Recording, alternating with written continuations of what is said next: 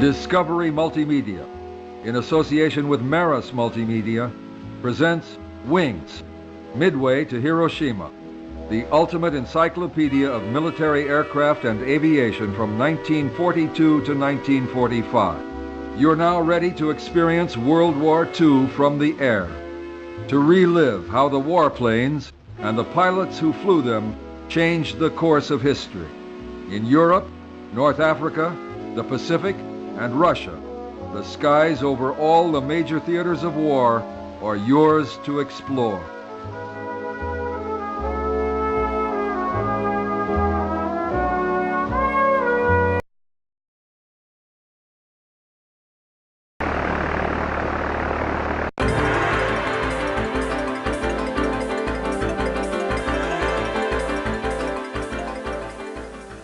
The Italian Air Force, the Regia Aeronautica, is poorly equipped when Mussolini declares war on Britain in 1940, most of its fighters still being biplanes such as the Fiat CR-42. Though highly maneuverable, the CR-42 is too slow and too lightly armed to be effective against more modern monoplane designs with up to 8 machine guns or cannon. A much improved fighter is the Macchi C-200 Saetta, or Lightning, a radial-engined monoplane with 2 synchronized machine guns and a performance comparable to the British Hurricane. Later in the war, the Regia Aeronautica acquires new fighters built around German inline engines such as the Fiat G55. Italy enters the war with one of the world's best medium bombers, the 3-engined Cant Z-1007 Alcione, or Kingfisher. Of all wooden construction, the Alcione can carry a 2,000-pound bomb load or 2 torpedoes in a naval role. It operates as far afield as Albania and Greece, North Africa and Russia, and is well liked by its crews, but Italian industry cannot cope with building the numbers needed for a war on several fronts. The most famous Italian bomber of the war is the Savoia Marchetti SM-79 Sparviero, or Hawk. A 3-engined aircraft like the Alcione, but of mixed metal and wood construction, the Sparviero achieved several world records before the war and is the main instrument of the campaign to subdue Malta. Armed with torpedoes, Sparvieros launch waves of mass attacks against British convoys, sinking dozens of merchant ships and naval vessels at sea and even in Gibraltar Harbor.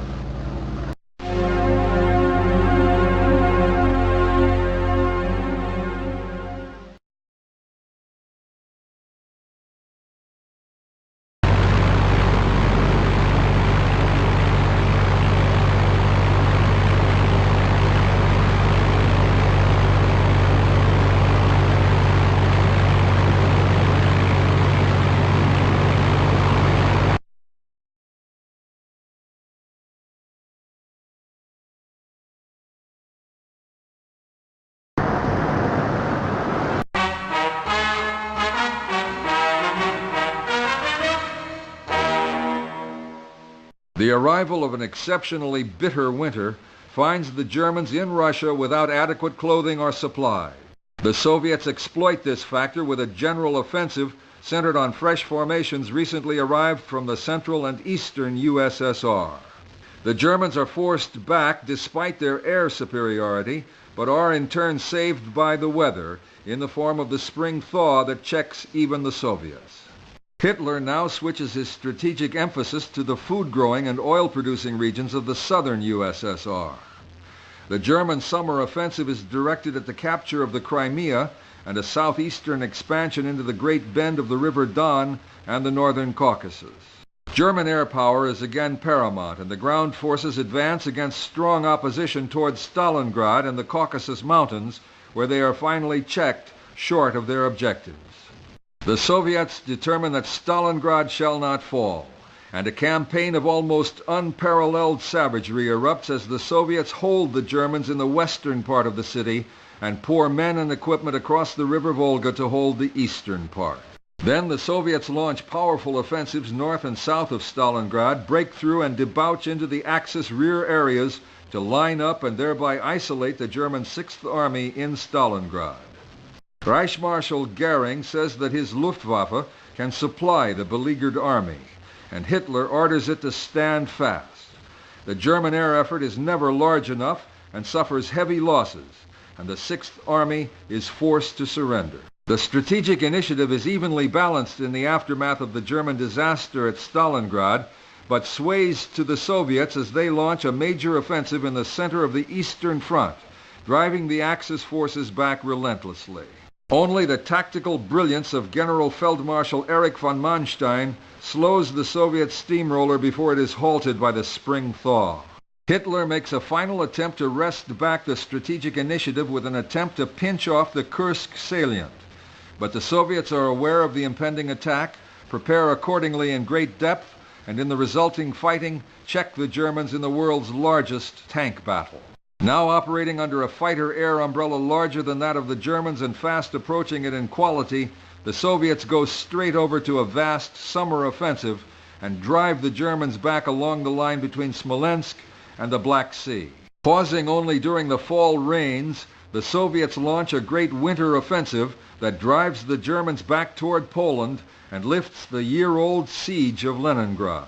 With the massive use of ground attack aircraft, large numbers of Germans are trapped in the Crimea. Much of the Ukraine is liberated, and the Soviets advance into Romania. The Soviet summer offensive of 1944 is vast in numbers and scope, driving the Germans back right across the front. Soviet tactical air power using units such as the Normandy Niemen Regiment is now a decisive weapon, and the Germans are driven out of Belorussia. They are also pushed back through Romania and into Bulgaria, both of which change sides. German troops are cut off in large numbers in the Baltic states as the Soviet drive reaches the Baltic. Now rampant, the Soviets launch another winter offensive, driving the Germans back once more as the Red Armies drive through the northern Balkans, Hungary, Austria, Poland, and eastern Germany. The Germans fight back as best they can, but can do no more than slow the Soviet advance in local fighting. Nothing halts the strategic nature of the Soviet success. The Soviets capped their enormous military success of the last 2 years by encircling Berlin and then in bitter hand-to-hand fighting capturing the city. Berlin falls just 6 days before the final German surrender.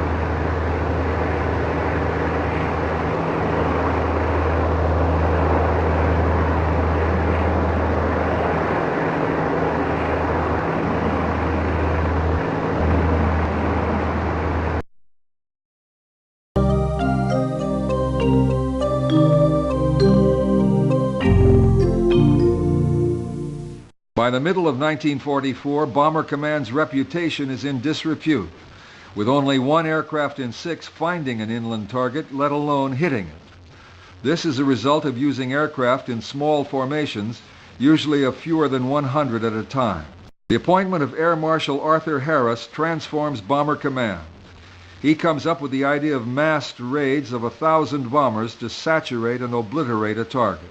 Surprisingly, only 6 targets, other than on D-Day, are raided by 1,000 or more bombers.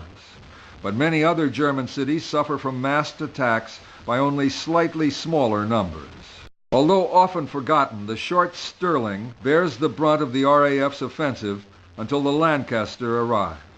Much neglected, like the American Liberator, the Handley Page Halifax plays a substantial role in the light bombing offensive. The most important RAF bomber in the strategic offensive is the Avro Lancaster. Thanks to new electronic navigation aids, such as G and oboe, as well as to the increasing use of radar, the stream of Lancasters enjoys ever-increasing success after the first Millennium raids on Cologne and Bremen in May and June 1942, although the one against Essen is a costly failure.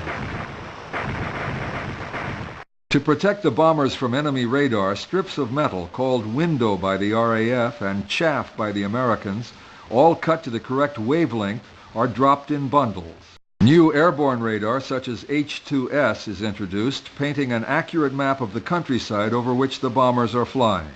During May and June 1944, 1,000 bomber raids are directed against tactical targets such as coastal defenses and railway networks in France to support the D-Day landings.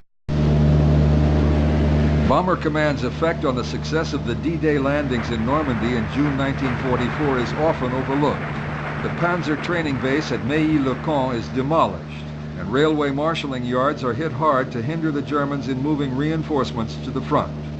Radar stations and coastal gun batteries are other attractive targets, as are road junctions. After the initial landings, attention is concentrated on the strong defenses around Caen, before Bomber Command's attention is switched to V-bomb launch sites and more night attacks on German cities.